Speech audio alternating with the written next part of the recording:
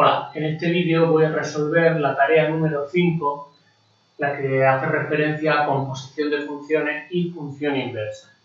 En el primer ejercicio nos dan un par de funciones y nos piden que hagamos tres cálculos. El primero de ellos es la composición de f con g.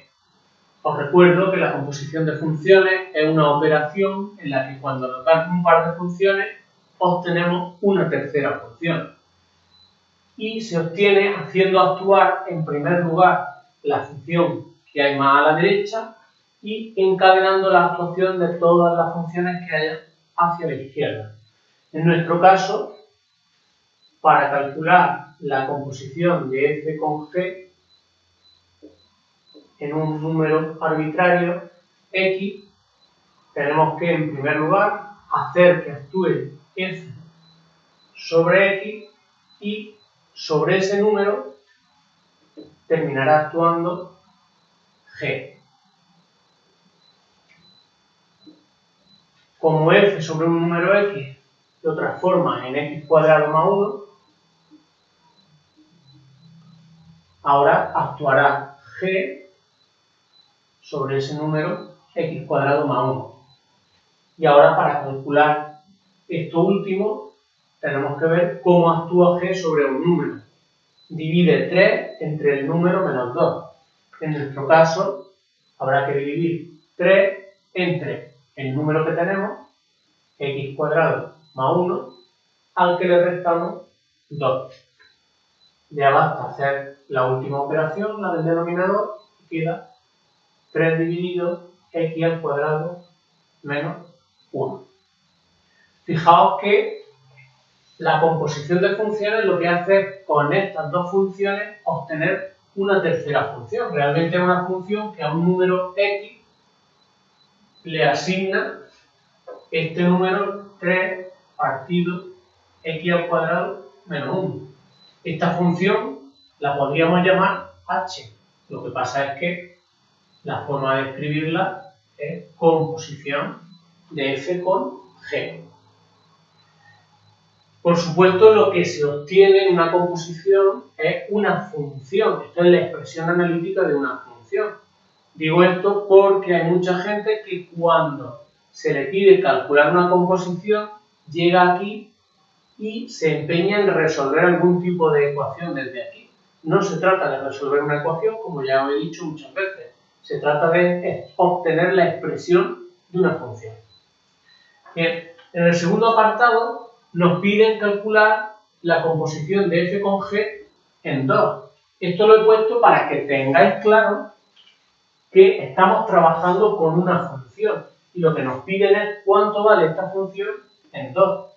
Lógicamente, si en el apartado A ya hemos visto que un número x lo transforma en 3 dividido x cuadrado menos 1, pues ver qué ocurre en un número concreto consistirá simplemente en sustituir ese valor concreto en la expresión analítica, es decir, f compuesto con g en 2 será, puesto que ya tenemos calculada la expresión, 3 dividido 2 al cuadrado menos 1, es decir, 3 dividido 4 menos 1, que es 3, y 3 entre 3, 1. Es decir, como era de esperar, esto, aplicado a un número, tiene que dar un número. Bien. Y en el tercer apartado se nos pide calcular una nueva composición. Fijaos que ahora no es la composición de dos funciones distintas, sino la composición de una función consigo misma. Eso es lógico que se pueda hacer. Igual que cuando tenemos dos números, al multiplicarlos obtenemos otro número, puede que esos dos números sean distintos o que multipliquemos dos veces el mismo número. Pues eso es lo que estamos haciendo aquí. Tomo una función y la compongo con ella misma.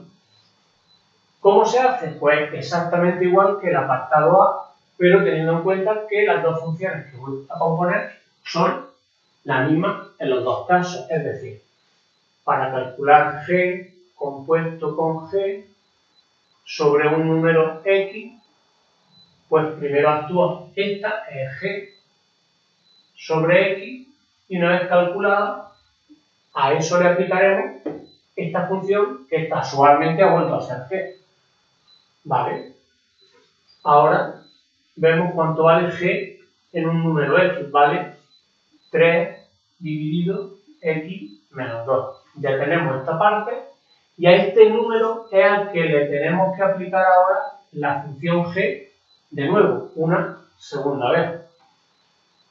Pues de nuevo nos tenemos que fijar en cómo actúa esta función. Ante un número x, calculamos 3 dividido el número x menos 2.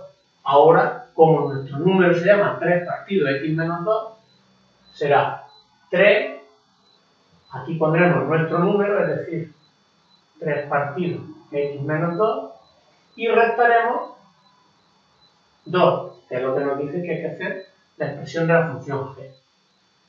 Lo único que queda aquí es hacer estos cálculos con este denominador, que lo pongo como denominador común, y quedará 3 menos 2x más 4, este 3 que tengo aquí, y ahora, pues si hacemos la operación en donde esto es el numerador, esto es el denominador, es una división, lo podemos hacer cruzando, quedaría arriba 3 por x menos 2,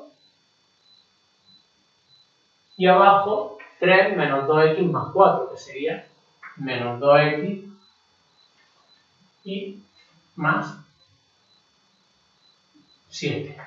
Es decir, si ya hago la operación completa, quedará 3x menos 6 dividido menos 2x más 7.